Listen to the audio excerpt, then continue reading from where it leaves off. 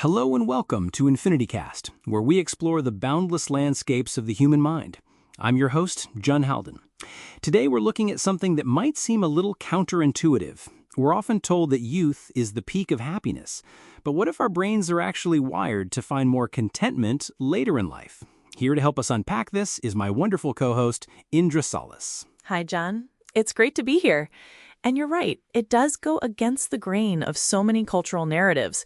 We see aging as a process of loss, but psychologically, it can be a period of profound gain.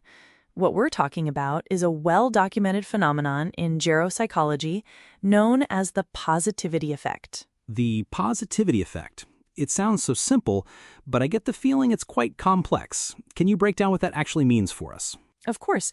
In essence, it's a developmental shift in our cognitive processing. As we get older, our brains tend to pay attention to and better remember positive information over negative information. Think about it this way. A younger person might dwell on a single critical comment in a sea of praise. An older person, influenced by the positivity effect, is more likely to let that criticism roll off their back and focus on the praise instead. So it's like our brains are developing a more effective emotional filter. Is this a conscious choice or something happening on a deeper neurological level? That's the fascinating part. It seems to be largely neurological.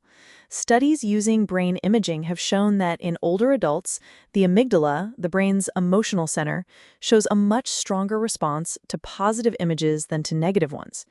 In younger adults, the response to both is often equally strong, or even stronger for the negative. It's as if the brain, with decades of experience, learns to automatically prioritize what feels good.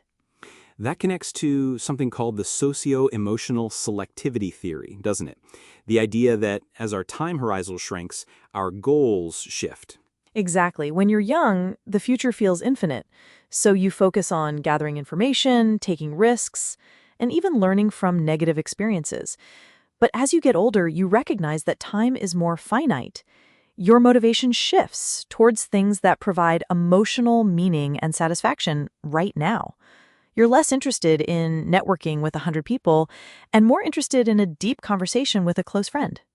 It's a recalibration of priorities. So this effect manifests as savoring the small joys, avoiding unnecessary conflict, and curating a social circle that is supportive and positive. Precisely. It's a form of emotional wisdom that develops over a lifetime. It's not about ignoring reality or pretending problems don't exist. It's about where you choose to invest your limited cognitive and emotional energy.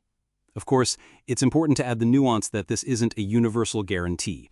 Life circumstances, health, and financial security play a huge role in well-being at any age. Absolutely. The positivity effect is a powerful tendency, not an unbreakable rule, but it provides such a hopeful and insightful framework for understanding the aging process. It reframes it from a journey of decline to one of emotional refinement. Emotional refinement. I love that.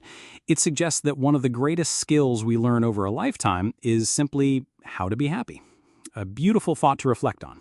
That's all the time we have for today. Indra, thank you, as always, for your insight. My pleasure, Jen. And thank you for listening to EnfinityCast. We hope you'll join us next time as we continue to explore the mind.